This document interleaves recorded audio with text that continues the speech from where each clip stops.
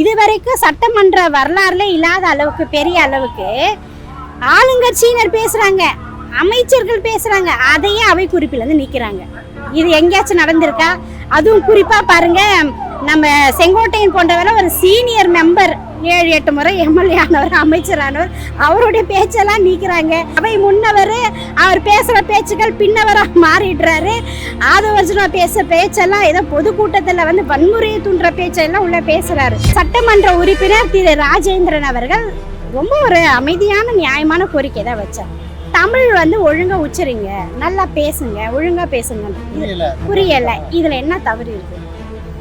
தமிழ் உண்மையிலே நீங்க பேசுறீங்களா? நல்லா இப்படி எல்லாமா கொலை பண்றீங்க? நான் பான் கிறிஸ்டின், இப்போ உங்களை கேட்டாங்களா? இப்போ யாராவது நான் பான் கிறிஸ்டினு, பான் ஹிந்து, நான் பான் முஸ்லீம், இது யாராவது கேட்டாங்களா? ஒழுங்கா தமிழ்ல பேசுப்பான்னு சொல்றதுக்கும் படிங்கப்பான்னு சொல்றதுக்கும் பான் கிறிஸ்டின் சொல்றதுக்கு என்ன வித்தியாசம் இருக்கு? என்ன அதுக்கான தொடர்பு இருக்கு? அது மட்டும் இல்ல பாருங்க, அவர் சொன்னார் பாருங்க, நான் வந்து அன்பு மொழி, கிறிஸ்துவும் கத்துவும் கொடுத்த அன்பு மொழி, உங்க அன்பு மொழி வம்பு மொழி எல்லாம் நேத்து போட்டு தொலைக்காட்சியில கிழிச்சாங்க சமூக வலைதளங்களை. நீங்க உருட்டுக்கட்டையோட அன்பு மொழியை வந்து எல்லாம் கற்றுக் கொடுத்தீங்க அப்படின்னு சொல்லிட்டு. நீங்க பொறுப்புள்ள அமைச்சர், அந்த சிந்தனை கொஞ்சமாவது உங்களுக்கு இருக்கணும். முதலமைச்சர் பேசுறாரு பாருங்க, இந்த தனி தீர்மானம் கொண்டு வந்து தமிழ்னா கெத்து, தமிழ்னா பவரு, இதெல்லாம் என்னது? இது எவ்வளோ தமிழ் தாண்டவமான ஒரு சட்டமன்ற பேரவையில் வந்து இப்படியாமா பேசுறது? தமிழ் சிறப்பு மொழி, உயரிய மொழி, செந்தமிழ், தீந்தமிழ், பைந்தமிழ், ஆற்றல் மிகுந்த மொழி, இப்படியெல்லாம் பேசினா பரவாயில்ல. கெத்து. இன்றைக்கும் அவர் வந்து தன்னை ஒரு முதலமைச்சராகவே உணரல. பொதுக்கூட்ட மேடையில ஸ்கிரிப்ட் கொடுத்து பேசுற மாதிரி பேசுறாரு.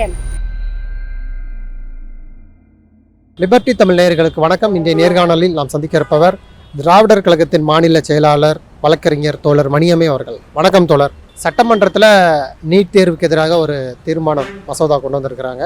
தமிழ்தாய் வாழ்த்து தொடர்ந்து இப்போ நீட் தேர்வுக்கு எதிராக ஒரு தீர்மானம் கொண்டு வந்திருக்கிறாங்க. இதில் குறிப்பாக முதல்வர் ஆவதற்கு முன்பு விஜய் அவர்கள் பேசிய பேச்சுக்கள் குறித்து திமுகவுடைய உறுப்பினர்கள் சட்டமன்றத்தில் பேசினாங்க. அதில் வந்து முதல்வர் ஆவதற்கு முன்பு விஜய் அவர்கள் பிரச்சாரத்தில் மருத்துவம் மட்டும்தான் படிப்பா அப்படின்னு கேள்வி எழுப்பினார். அதே கருத்தை தான் இப்போதைக்கு அமைச்சராக இருக்கக்கூடிய அருண்ராஜும் சொல்கிறாரு அப்படின்னு சொல்கிறாங்க. அது மட்டுமல்ல, அமைச்சர் நிர்மல்குமார் அவர்கள் பிளம்பரு, கார்பெண்டருக்குலாம் நல்ல வேக்கன்சி இருக்குன்னு சொல்லி பேசியது கூட மிகப்பெரிய சர்ச்சையாச்சு அப்படின்னு சொல்லி பல்வேறு கருத்துக்களை வந்து திமுகவுடைய சட்டமன்ற உறுப்பினர்கள் வந்து எடுத்துரைத்தது வந்து மிகப்பெரிய அமளியை உண்டாக்குச்சு. இதில் முதற்கட்டமாக உங்களுடைய பார்வை என்ன? அந்த தீர்மானம் குறித்தும் முதல்வருடைய நிலைப்பாடு குறித்தும் உங்களுடைய பார்வை என்ன? முதல்ல ஏன் இந்த தீர்மானத்தை போட்டாங்க அப்படின்றத நம்ம பார்க்கணும். நிறைய விஷயத்தை டைவர்ட் பண்ணுறதுக்காகவே இதெல்லாம் செயல்படுத்திட்டு இருக்கிறாங்க. குறிப்பாக தமிழ்நாட்டில் காவேரி பிரச்சனை மிகப்பெரிய அளவுக்கு இருக்குது. விவசாயிகள் அங்கே கண்ணீரும் கம்பளையுமா இருக்கிறாங்க. அடுத்த 6 மாதம் நம்மளாம் சாப்பாட்டுக்கு என்ன பண்ண போகிறோன்னு தெரியல. இப்போவே அரிசி பருப்பு விலைலாம் ஏறி போயிடுச்சு.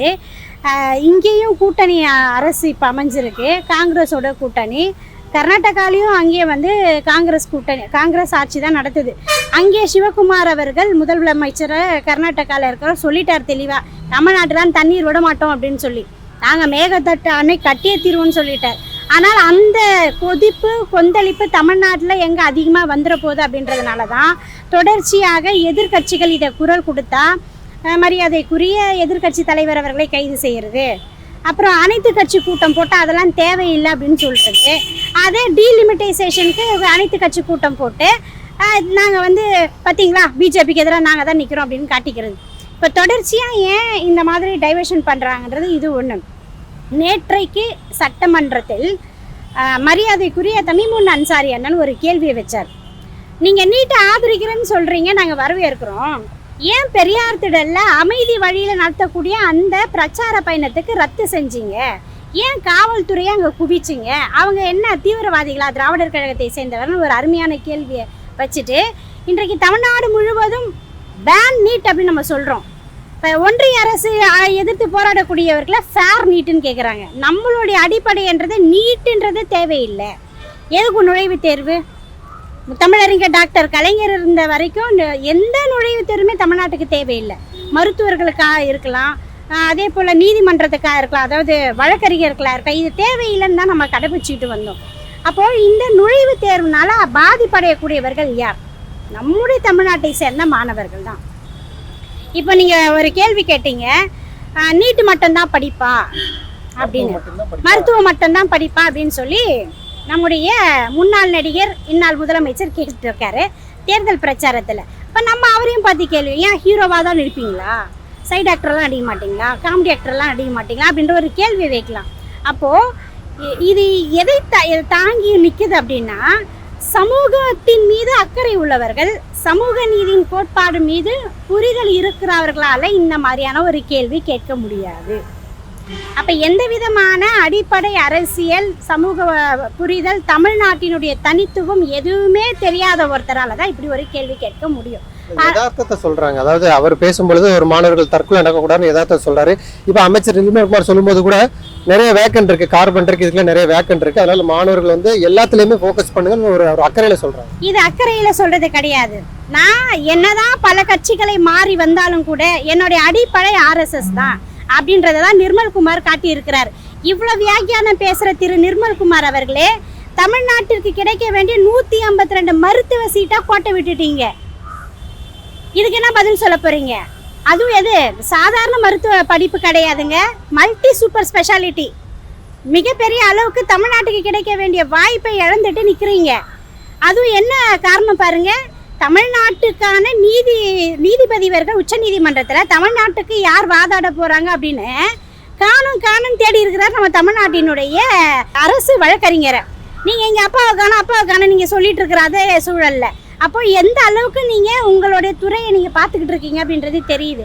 இது எதை சொல்லுதுன்னா, உதாரணத்துக்கு நீங்க நம்முடைய கவுண்டமணி சாருடைய ஒரு காமெடி இருக்கும், அது ஒரு நகைச்சுவை மட்டும் இல்லை, ரொம்ப ஆழமான ஒரு அர்த்தம் இருக்கும். அவர் வந்து இந்த வெட்டியம் வேலை செய்கிற பறையசை அடிக்கக்கூடிய ஒரு நபராக இருப்பார். அவங்க பிள்ளை என்ன பண்ணுவார், படிக்கிறதுக்காக ஸ்கூல் கூட்டிகிட்டு போவார். அப்போ எதிர்க்க வரக்கூடிய ஒரு ஐயர் கேட்பார், ஏன்பா எங்கே போகிற அப்படின்னு கேட்டோன்னா, என் பிள்ளைய வந்து பள்ளிக்கூடம் சேர்க்கறதுக்கு போகிறேன் அப்படின்னு சொல்வார். உன் பிள்ளையெல்லாம் படிக்க ஆரம்பிச்சுட்டா இந்த வேலையெல்லாம் யார் செய்வா அப்படின்னு சொல்லி அவர் கேள்வி கேட்பார். அப்போது அதுக்கு அவர் பதில் சொல்வார், இத்தனை நாள் வரைக்கும் நாங்கள் செஞ்சோம், ஏன் இனிமேல் நீங்கள் செய்யுங்களான்னு கேட்பார். அப்போது காலம் காலமாக ஒடுக்கப்பட்ட அடக்கப்பட்ட இந்த சமூகம், பிற்படுத்தப்பட்ட ஒடுக்கப்பட்ட அதே போல் மிகவும் பிற்படுத்தப்பட்ட சமூகங்களை சார்ந்தவர்கள் கல்வியில் வந்து நம்ம ரொம்ப ரொம்ப ஒடுக்குமுறைக்கு ஆளாக்கப்பட்டோம். அதுலேருந்து வரக்கூடியவர்கள் படித்து வரணுன்றதுக்காக தான் இந்த அரசியலமைப்பு சட்டம், தந்தை பெரியாருடைய போராட்டம், பாபா சாஹிப் அம்பேத்கருடைய போராட்டம்லாம் இருக்குது. அப்போது அதுலேருந்து வரக்கூடிய மாணவர்களுக்கு நீங்கள் ஆதரவாக நிற்கலைன்னா கூட பரவாயில்ல, ஏன் கார்பெண்டர் வேலை போகிறது தானே, ஏன் போய் சமோசா விற்கிறது தானே, பானிபூரி விற்கிறது தானேன்றதே கேட்குறாங்க. இது தொழில் சார்ந்த விஷயம் கிடையாது, இது சமூக நீதி சார்ந்த விஷயம் அப்படின்ற முதல்ல புரிஞ்சுக்கோங்க நீங்கள். ஆனால் இப்போ தீர்மானம் கொண்டு வந்திருக்காங்க, மாணவர் மீது அக்கறை விசாரணை இப்போ தீர்மானம் கொண்டு வந்து இல்லை, தீர்மானம் கொண்டு வரதை நம்ம வரவேற்கலாம். நீங்கள் மட்டும் இல்லை, நாளைக்கு இப்போ இறக்கி விட்டுருக்கீங்க பார்த்தீங்களா புது ஆட்கள், புது குதிரைகள், ட்ரோஜன் குதிரைகளை இறக்கி விட்டுருக்கீங்க பாருங்க. அண்ணாமலை போன்றவர்கள் தமிழ்நாட்டுக்கு அவங்க முதலமைச்சராக வர முடியாது. ஒருவேளை அவர்களும் இந்த இடத்துக்கு வந்தால் இதுதான் நடக்கும். ஏன்னா இந்த தமிழ்நாட்டினுடைய சூழல், தமிழ் மண்ணினுடைய நிலம் இப்படி தான். நீட்டுக்கு நீங்கள் ஆதரவாக யாரும் இங்கே பிரச்சாரம் பண்ண முடியாது. ஒரே ஒரு எம்எல்ஏ, பாஜகவினுடைய எம்எல்ஏ வெளிநடப்பு செஞ்சுருக்கிறார். இப்போ இதுதான் நிலைமை. நீங்கள் தீர்மானம் போடுறது இல்லை சார், தீர்மானத்தை போடக்கூடிய அரசாங்கம் மாணவர்களுடைய போராட்டத்தை ஏன் ஒடுக்குனீங்க, மாணவர்களை ஏன் கைது பண்ணீங்க, ஏன் அடிச்சிங்க, ஏன் உதைச்சிங்க? இப்போ இது இருக்குது இல்லை, இப்போ அமைதி வழி பிரச்சாரம் பண்ணுற திராவிடர் கழகத்தினுடைய அறவழி பிரச்சாரத்தை நீங்கள் ஏன் தடுத்தீங்க? அது எவ்வளோ பெரிய தவறு. நாங்கள் முறைப்படி டிஜிபி கிட்ட கடிதம் கொடுத்து, அவங்களும் எங்களுக்கு பதில் கடிதம் கொடுத்து, நீங்கள் நைட்டு 12 மணி 1 மணிக்கு கதவை தட்டி நீட்டு பிரச்சாரம் கிடையாதுன்னு சொல்கிறது எவ்வளோ பெரிய மோசமான விஷயம். இன்றைக்கு நீதிமன்றத்தில் அந்த வழக்கு வந்தது. அரசு தரப்பு வழக்கறிஞர் ஏதோ முயற்சி பண்ணுறாரு சொல்கிறதுக்கு, இல்லை நீங்கள் கேட்குற இடங்கள் போகிற இடங்கள்லாம் வந்து கன்ஜஸ்டடான பிளேஸாக இருக்குது. கொள்கை தலைவர் பெரியார் வழியில் கொள்கை தலைவராக வந்தவர் தானே, அது பார்த்தீங்களா ரெட்டை வேஷம் பார்த்தீங்களா? கொள்கை தலைவர் பெரியார்னு சொல்லுவோம், ஆனால் பெரியார் திடுக்கு நாங்கள் வந்து காவல்துறையை அனுப்புவோம். இப்போ நீதிபதி குறுக்கிட்டு கேட்டார், எங்கே தான் வந்து கன்ஜஸ்டடான பிளேஸ் இல்லைன்னா ஹெலிகாப்டரில் போய் பிரச்சாரம் பண்ண முடியும்னு கேட்டார். அப்போது நீங்கள் என்ன சொல்கிறீங்க, காரணங்களை தேடுறீங்க, உங்களுக்கு பயம். எங்கே இவங்க நீட் பிரச்சாரம் மட்டும் இல்லை, இடபிள்யூஎஸ் பிரச்சாரமும் சேர்ந்து அதை செய்கிறதா இருந்தோம்.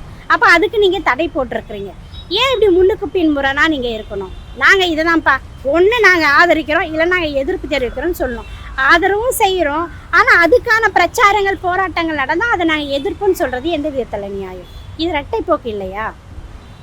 தொடர்ச்சியாக இப்போ சட்டமன்றத்தில் நடக்கக்கூடிய நிகழ்வுகள் வந்து பட்டிமன்றத்தில் நடக்கிறத போல இருக்கு, சட்டமன்றத்துக்கு உண்டான மாண்புகளே கெட்டு போச்சுன்னு பல்வேறு கருத்துக்கள் வருது. இதில் குறிப்பாக வந்து அமைச்சர் மரிய வில்சன் அவர்கள் வந்து பேசுறது புரியலை, அவர் வந்து இங்கிலீஷில் பேசுகிறாரு, அவருடைய அந்த வார்த்தை இது புரியலைன்னு சொல்லி திமுக எம்எல்ஏ வந்து குரல் எழுப்புறாரு. அதுக்கு வந்து அமைச்சர் பதில் சொல்கிறாரு, நான் வந்து பிறப்பால கிறிஸ்தவன், பான் கிறிஸ்டின், அதாவது என்னுடைய மொழி வந்து அன்பின் மொழி, நீங்கள் உருவக்கேலி இந்த கையெல்லாம் பண்ணீங்க, இப்போ என்னை வந்து மொழி கேலி பண்ணுறீங்க, நான் வந்து பிறப்பால கிறிஸ்தவன், அதனால எனக்கு தெரிஞ்சதெல்லாம் அன்பின் மொழி, அரவணைப்பின் மொழி அப்படின்னு சொல்லி அவர் பதில் கொடுக்குறாரு. அவருடைய பதில் ஏற்புடையது, அதுவும் ஒரு விமர்சனத்துக்கு உள்ளாதது. இந்த பதிலை நீங்கள் எப்படி பார்க்குறீங்க?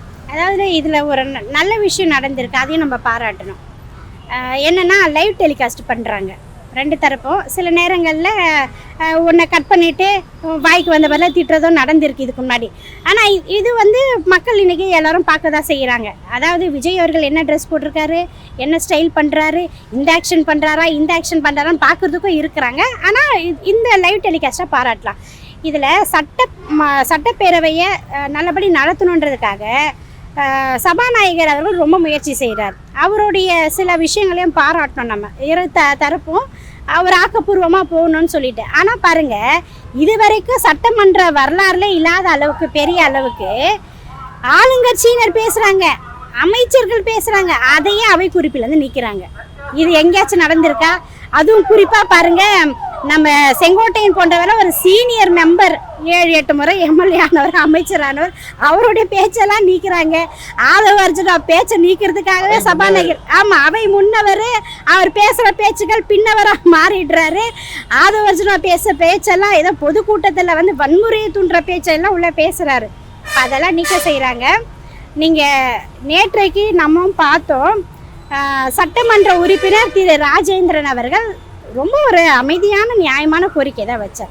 தமிழ் வந்து ஒழுங்காக உச்சரிங்க, நல்லா பேசுங்க, ஒழுங்காக பேசுங்கன்ற புரியலை. இதில் என்ன தவறு இருக்குது? தமிழ் உண்மையிலே நீங்கள் பேசுகிறீங்களா? நல்லா இப்படியெல்லாமா கொலை பண்ணுறீங்க? 2 மணி நேரம் படிக்கிறீங்க, இல்லைன்னு சொல்ல. சரி, என்னுடைய தாய்மொழி வந்து தமிழில், நான் ஆங்கில வழியில் வந்தேன்னா அதை நீங்கள் அமைதியாக சொல்லியிருந்தா அது ஏற்றுக்கொள்ளத்தக்கது. உடனே நீங்கள் பஞ்ச் டைலாக் விடுறது என்ன? நான் பான் கிறிஸ்டின், இப்போ உங்களை கேட்டாங்களா? இப்போ யாராவது நான் பான் கிறிஸ்டினு, பான் ஹிந்து, நான் பான் முஸ்லீம், இது யாராவது கேட்டாங்களா? ஒழுங்காக தமிழில் பேசுப்பான்னு சொல்கிறதுக்கும் படிங்கப்பான்னு சொல்கிறதுக்கும் பான் கிறிஸ்டின் சொல்கிறதுக்கு என்ன வித்தியாசம் இருக்குது? என்ன அதுக்கான தொடர்பு இருக்குது?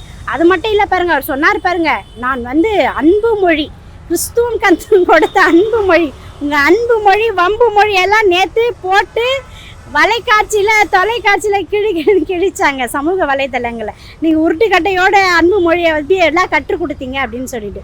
நீங்கள் பொறுப்புள்ள அமைச்சர், அந்த சிந்தனை கொஞ்சமாவது உங்களுக்கு இருக்கணும். எதிர்கட்சியினர் கேட்கக்கூடிய கேள்விகளை, என்னுடைய அன்பு மொழி அந்த பான் கிறிஸ்டினால என்னுடைய அன்பு மொழி வந்து எவ்வளோ தமிழ் படிச்சிருந்தாலும் உங்களுக்கு தெரியாதுங்கிற. முதல்ல அவர் தமிழ் படிச்சிருக்காரா?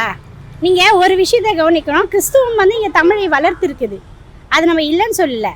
நீங்கள் மொழி வளர்ப்பு நீங்கள் பார்த்தீங்கன்னா திராவிட இயக்கங்கள் வளர்த்த மொழிகளை விடவா தந்தை பெரியார் சமஸ்கிருதத்துக்கு மாற்றாக எத்தனை தமிழ் சொற்கள் இன்றைக்கி தலைவர்களுடைய பேரில் தமிழ் படுத்தப்பட்டது. இன்றைக்கி சமூக வலைத்தளம் நம்ம பயன்படுத்துகிற எழுத்து சீர்திருத்தம் அது தந்தை பெரியார் கொண்டு வந்தது. பேரறிஞர் அண்ணா தாய் தமிழ்நாட்டுக்கு தமிழ்நாடு என்று பெயர் சூட்டினார். முத்தமிழறிஞர் டாக்டர் கலைஞர் இந்த தமிழ் தாய் வாழ்த்தையை அவர் தானே சட்டமாக எல்லா இடங்களிலும் பாடணும் கொண்டு வந்தார். அதே போல் செம்மொழி அந்தஸ்தை அவர் தானே பெற்றுக் கொடுத்தாரு. இன்றைக்கி நம்முடைய தமிழ்நாட்டினுடைய முதலமைச்சராக இருந்த முத்துவேல் கருணாநிதி ஸ்டாலின் அவர்கள் தான் தமிழ் தாய் வாழ்த்து தான் நம்முடைய வாழ்த்தாய் இருக்கணும்னு சொல்லிட்டு அரசாணை கொண்டு வந்தார். ஏன் கொண்டு வந்தார்? ஒரு சாமியார் லோக குருவோடைய சிஷியன், நான் தேசிய கீதம் பாடினா மட்டும்தான் எழுந்து நிற்பேன், தமிழ் தாய் வாழ்த்துலாம் பாடினா எழுந்து நிற்க மாட்டேன், ஏன்னா அது மேண்டேட்ரி கிடையாதுன்னு சொன்னார். எங்கள் தமிழ்நாட்டில் வந்து இது பேசுகிறீங்களான்னு சொல்லி உடனடியாக அது அரசாணை வெளியிட்டவர் நம்முடைய தளபதி மு க ஸ்டாலின் அவர்கள். அப்போ நீங்கள் தமிழை கொலை செய்வது தான் உங்களுடைய வேலையா? முதலமைச்சர் பேசுகிறார் பாருங்க, இந்த தீர்மானம் கொண்டு வந்து தமிழ்னா கெத்து, தமிழ்னா பவரு, இதெல்லாம் என்னது? இது எவ்வளோ தமிழ் தாண்டவமான ஒரு சட்டமன்ற பேரவையில் வந்து இப்படியாம்மா பேசுறது? தமிழ் சிறப்பு மொழி, உயரிய மொழி, செந்தமிழ், தீந்தமிழ், பைந்தமிழ், ஆற்றல் மிகுந்த மொழி, இப்படியெல்லாம் பேசினா பரவாயில்ல. கெத்து. இன்றைக்கும் அவர் வந்து தன்னை ஒரு முதலமைச்சராகவே உணரல. பொதுக்கூட்ட மேடையில் ஸ்கிரிப்ட் கொடுத்து பேசுகிற மாதிரி பேசுகிறாரு. மரிய வில்சன் அவர்கள் இந்த மாதிரி பேசினா உடனே அவருக்கு எதிர்கருத்து பாஜகவிடமிருந்து வருது. மன்னிப்பு கேட்கணும். நயினார் நாகேந்திரன் என்ன சொல்றாரு உடனே, ஒப்பிடாதீங்க. என்னுடைய அன்னை மொழியே நீங்க பிற மதத்தோட ஒப்பிடாதுன்னு பேசுறாரு. யார் இவரு? இவங்க நேற்று என்ன பேசிட்டு இருந்தாங்க, சமஸ்கிருதத்துல தான் உடுக்கையிலேருந்து வந்து தான் தமிழ்னு பேசிட்டு இருந்தாரு. இவங்க என்ன பேசுறாங்க, இன்னைக்கு இதை பேசுறாங்க. அப்போ என்னன்னா இந்த மாதிரியான விஷயங்கள் தவிர்க்கப்படணும். சமத்துவமா இருக்கிறாங்க. இப்ப நிதியமைச்சர் வரும்பொழுது ஜெபமாலையோட வந்தாருன்னு ஒரு சர்ச்சை இருந்துச்சு. ஒரு விவசாயிகள் மசோதா வந்து திருப்பதியில போயிட்டு பூஜை பண்ணிட்டு வந்து இது போன்ற சமத்துவமா இருக்கிறாங்க. இதுல சமத்துவம் வேணுமா உங்களுக்கு? இது எவ்வளவு ஒரு மோசமான ஒரு எடுத்துக்காட்டு தெரியுமா? நாம வந்து மதசார்பற்ற ஒரு கொள்கையில இருக்கக்கூடிய ஒரு அரசாங்கம். இதுக்கு முன்னாடி யாராச்சும் இப்படி நடத்திருக்காங்களா? அது எவ்வளவு வந்து கான்ஃபிடென்ஷியலு. அந்த நிதிநிலை அறிக்கையை யாருமே பார்த்துக்காத அளவுக்கு பத்திரமா வச்சுக்கணும்ல. நீங்கள் இன்னொரு மாநிலத்தில் போய் அதை வச்சுக்கொண்டு ஏன் உங்களுக்கு திருப்பதி ஏழுமலையான் தான் பவர்ஃபுல்லாக? தமிழ்நாட்டில் வேறு எந்த கடவுளுமே இல்லையா? நம்பிக்கை இருந்தால் அப்படி இங்கே ஏதாவது கூட நீங்கள் போய் வச்சுருக்கலாமே. அதுவே முதல்ல தவறு. நீங்கள் ஜப மாலை எடுத்துகிட்டு வருவன்றது என்ன ஒரு சைக்காலஜி? அதாவது என்ன அது ஒரு விஷயத்த நீங்கள் சொல்கிறீங்க? இதெல்லாம் இதுக்கு முன்னாடி நடந்திருக்கா? ஏன் இப்போ மட்டும் இதெல்லாம் நீங்கள் செய்கிறீங்க? அப்போது இவங்க வந்து ஒரு ஃபோக்கஸ் பண்ணுறாங்க. திரும்ப திரும்ப மதத்தினுடைய அடையாளத்தை கொடுக்குறாங்க. அது ரொம்ப ரொம்ப தவறு. எதிர்கட்சியினர் வைக்கக்கூடிய கோரிக்கையை வந்து அமைதியாக கேட்கணும். நீங்கள் யாருமே இப்போ வந்து சீனியாரிட்டி கிடையாது. உங்களுக்கு இந்த ஆட்சி நிர்வாகத்தை எப்படி வழி நடத்தணும்னு உங்களுக்கு தெரியாது. அப்போ அந்த ஆலோசனை கேட்பது வந்து தமிழ்நாட்டுக்கும் நல்லது, சட்டப்பேரவைக்கும் நல்லது. உடனே வந்து இதான் என் ஸ்டைலு, நான் இப்படி தான் பேசுவேன், அவருக்காக நான் மாற்றி பேச மாட்டேன். இதெல்லாம் எவ்வளோ வந்து ஒரு அநாகரிக பேச்சு. அதான் அதிகாரத்தின் உச்சத்திலேருந்து பேசுறது. இப்படியெல்லாம் பேசக்கூடாது. தமிழர் என்கின்ற உணர்வு எங்களுக்கு இருக்கு. எங்கள் தாய்மொழி தமிழை மிக மோசமாக நீங்க பேசுறீங்க. சரி, ஏதோ இப்பதான் புதுசா பேசுறீங்க, அவைக்கு புதுதுன்றது நாங்கள் மன்னிச்சு விட்டுடலான்னு பார்த்தா இவ்வளோ ஆக்ரோஷமெல்லாம் பேசக்கூடாது. அது தமிழ்நாட்டிற்கும் நல்லதல்ல, உங்களுக்கும் நல்லதல்ல. நன்றி தோழர். நிறைய நல்ல தகவல்களை நேயர்களுக்கு சொல்லியிருக்கீங்க. உங்களுடைய நேரத்துக்கு மிக்க நன்றி.